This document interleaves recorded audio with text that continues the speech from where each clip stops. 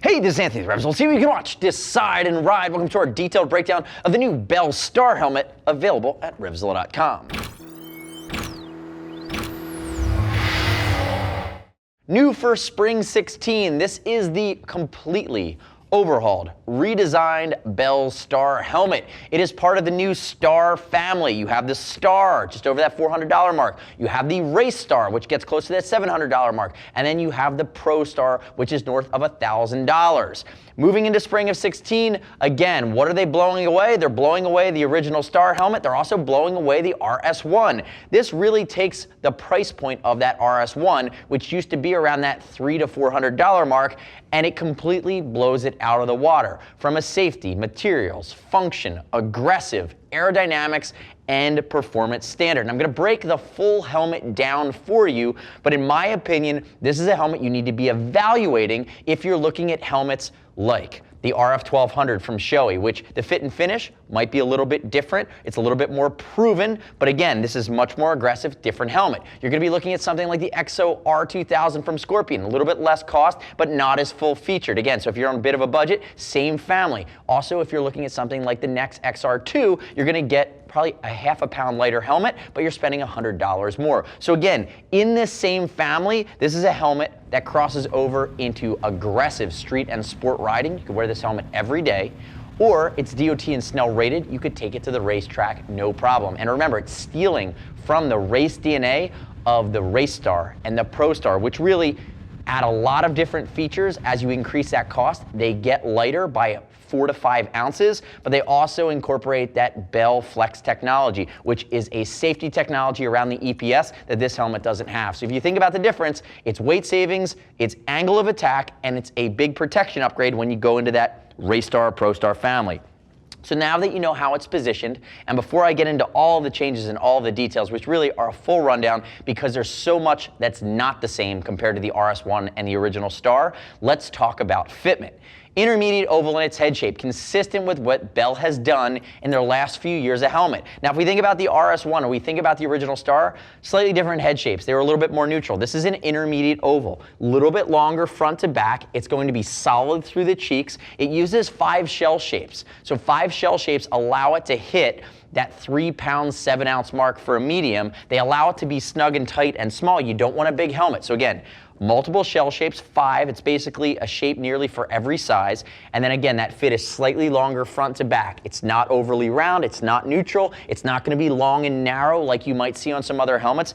This helmet actually aligns pretty well with what you would see from the American market. From Bell, you actually can use their custom fit program, which is a whole different animal. You need to Google that. And also keep in mind too, when you go to that Race Star or that Pro Star, the fit on those guys are actually going to be angled a little bit more forward. So 3/4 or tuck are really the best suits for that. This guy's going to give you the best option for tuck, 3/4. But if you are wearing it in an upright riding position, the positioning of the fit and the EPS is going to give you a solid aerodynamic profile and visibility scheme, even if you're straight up and down. The other two helmets, I would not recommend them wearing straight up and down based on the angle of attack. They're also going to be a little bit more narrow, a little bit more encompassing through the cheek pads because they're more considered race thoroughbred helmets, where this guy crosses over from street to race. So keep in mind, we will ship for free over $39 if you're concerned about fit. But what I really love to hear from you is click our logo at any point, subscribe to us at RevZilla TV, leave me your comments, your questions, your feedback on the new Bell Star helmet and the overhaul that they've done around this price point to really change the game within this category.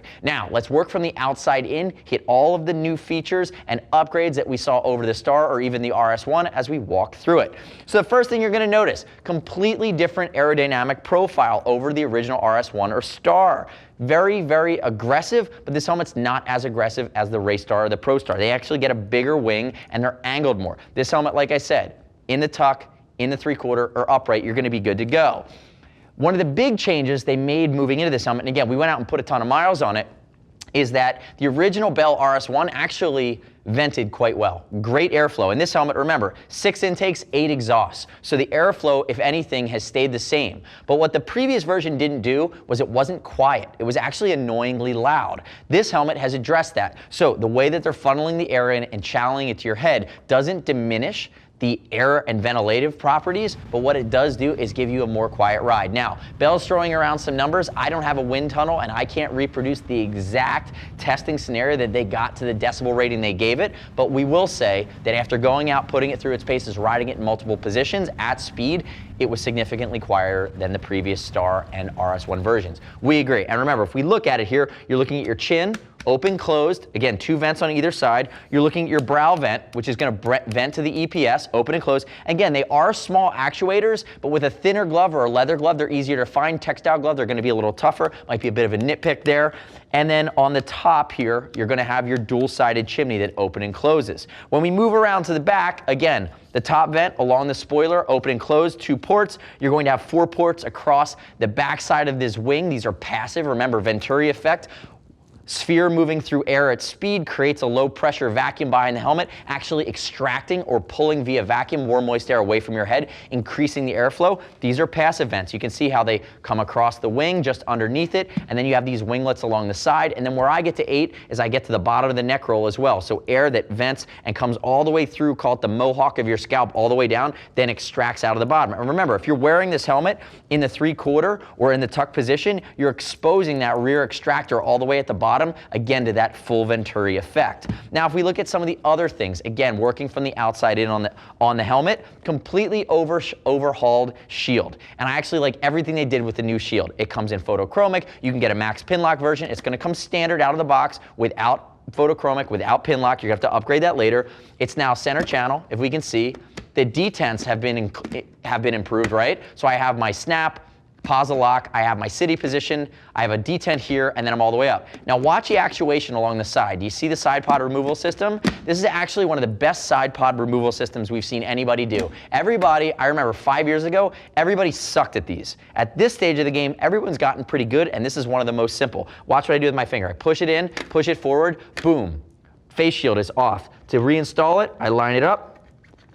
When I can find it, snap it back, I'm all done. It was that simple. So again, you don't have to worry about that. You don't have to worry about changing shields. You can get that positive lock, which creates a great seal between the gasket and the shield itself. So if it's raining, it's obvious to understand, okay, that's gonna block water. But if you're at speed and you're head checking, you're also not gonna get any air coming through at odd angles or whistling within your helmet. Again, that's a big piece. The other thing is this. They call this the Panavision, or the panorama piece along the bottom side here.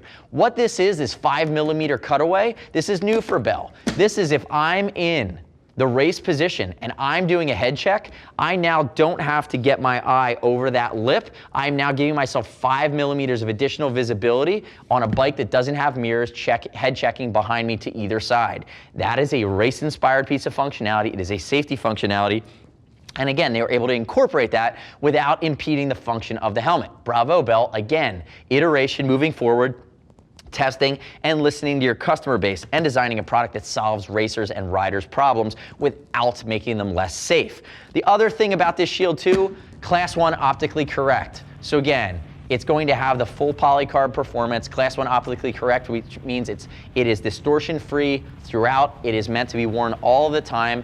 It is going to be the same level of optically correct that your eyeglasses would be. So again, when there's any kind of distortion or fuzziness, that's what gives you a headache, because you're kind of working hard to see through a lens. When it's Class 1 optically correct, it means it's the highest standard, and they've certainly done that on this shield. Now, if we think about the shell itself, you're still tri-composite. I called out the weight earlier, size medium, 3 pounds 7 ounces. That is light. The previous RS1 was around 3 pounds 10, 3 pounds 11 ounces. The previous Star was over 4 pounds, mega heavy. Ugh. If we look at this guy, 3 pounds 7 ounces, under the 3.5 pound mark is very light for a helmet. And again, if we think about that same range, Shoei RF 1200 in the same range. You're going to have an EXO R2000, similar range. That next that we talked about though, that next XR2 pure carbon, spend another $100, but you're down near that 3 pound mark. Now I will say this, if you go up to the Bell Race Star, you're now at 3 pounds 2 ounces, so you've shaved another 5 ounces off of it, but among all the other features and upgrades you get with that Race Star, you're also going to be spending another $250,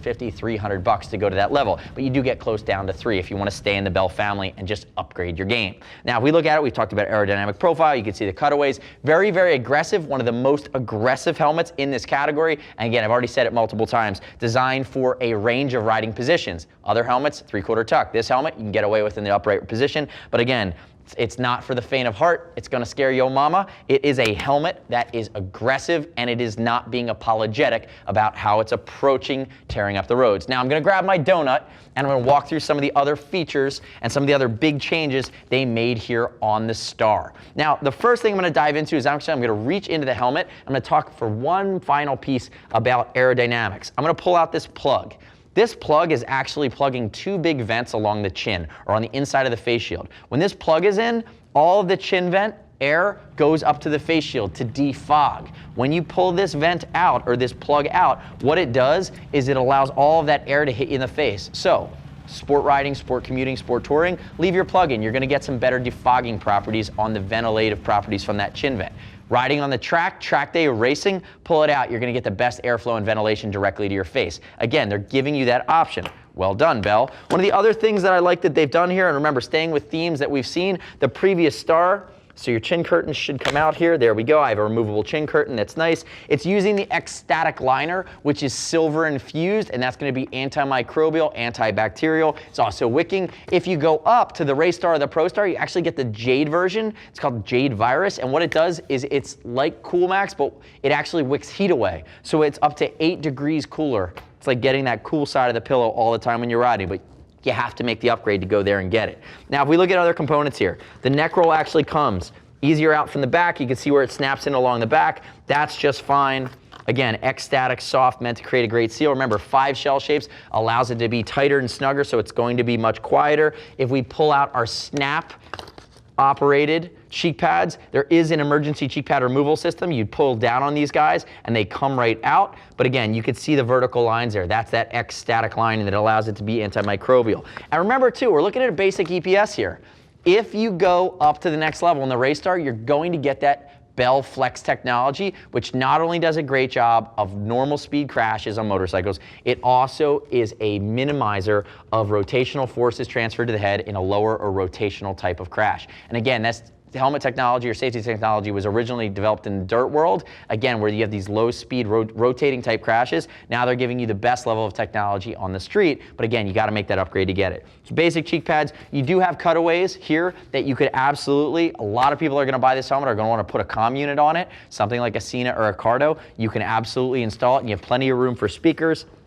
And then if we move down and we pull our EPS, as I'm doing it here, you're going to see how it's integrated. 2 snaps along the front of the brow, no snaps on the forehead. You see it's a 3D design, the way that's laid out. 2 snaps at the below point, below the occipital ridge. You'll never feel these.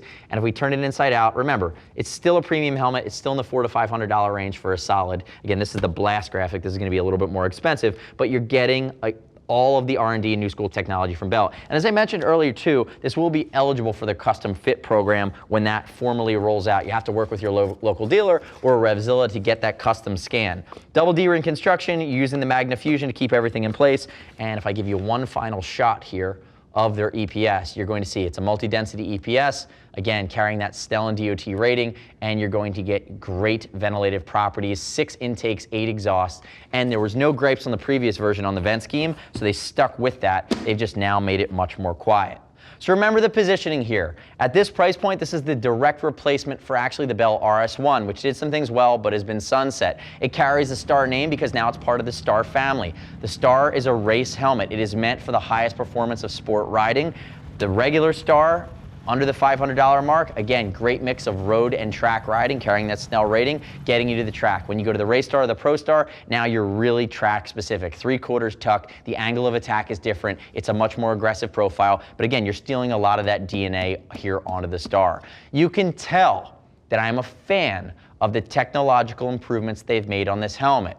You could also tell that if you're looking in this range, it's a big investment. Understand the style you're going for, the aerodynamic profile you're going for. Again, depending on whether you're optimizing for weight, for aggression, for performance, for cost, there are some other helmets that you should also make sure you understand when you're homing in on the Bell Star within this category. Just know your facts. I've laid them out, and make sure you read other rider reviews. The next step in your journey, though, is to click the info button on your desktop or on your mobile device. Visit the product detail page at RevZilla.com and read those other rider reviews and see what other riders, not Anthony, are saying as they're putting it through its paces. what works, what doesn't work, what they want to see improved, or where it's knocked it out of the park for them. Keep in mind, we'll ship for free over $39. If you want to talk to a Gear Geek, see us at RevZilla.com or 877-792-9455. Thanks for watching our detailed breakdown of the new Bell Star helmet. I'm Anthony. Subscribe to us at RevZilla TV, our YouTube channel. I will keep you abreast of all the latest innovation from the moto industry. We'll see you next time.